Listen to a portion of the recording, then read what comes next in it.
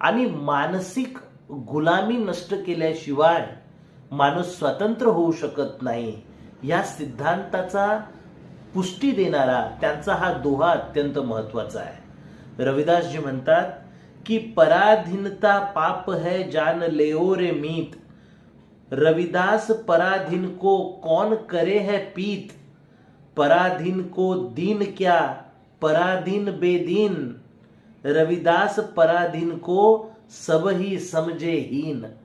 पराधीन म्हणजे परावलंबी, गुलाम, जो स्वातंत्र्य नाही. जो पराधीन आहे त्याला कुणीही प्रेम करत नाही. जो पराधीन असतो त्याला कोणताही दीन नसतो, धर्म नसतो.